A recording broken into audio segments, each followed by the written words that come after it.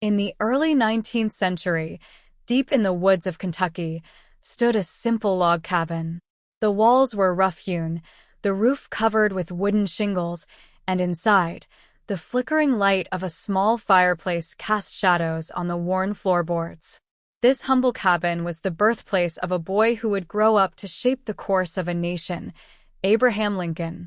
Born on February 12, 1809, young Abe, as he was known, lived a life far removed from the grandeur that his future would hold.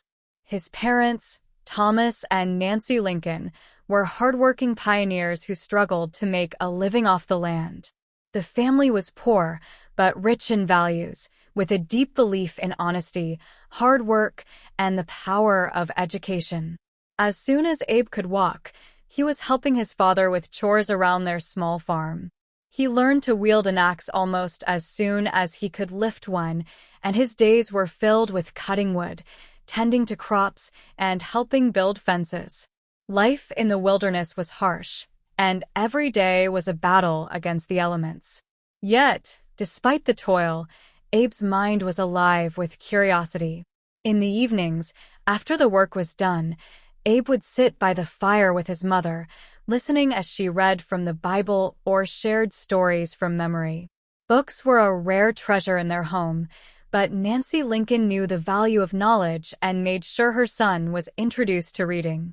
Abe devoured whatever books he could find, often walking miles to borrow a new volume from a neighbor. His favorites included Aesop's Fables and the life of George Washington. Schooling for young Abe was sporadic and informal. The local Blab school, where students would learn by repeating lessons aloud, was only available when a teacher could be found willing to work for little pay. Abe attended for a few weeks here and there, but his thirst for learning was insatiable. When he wasn't working, he could be found with a book in his hand or scribbling sums and letters on a wooden shovel by the light of a candle. Abe's mother, Nancy, passed away when he was just 9 years old, a loss that left a deep scar on the boy's heart. Her death was a harsh reminder of the fragility of life in the frontier. However, her influence on Abe was profound. She had planted in him a love of learning and a sense of moral purpose that would guide him throughout his life. Thomas Lincoln remarried a year later, and Abe's stepmother, Sarah Bush Johnston, brought stability and affection back into his life. Sarah recognized Abe's potential and encouraged his education, supporting his desire to read and study as much as possible.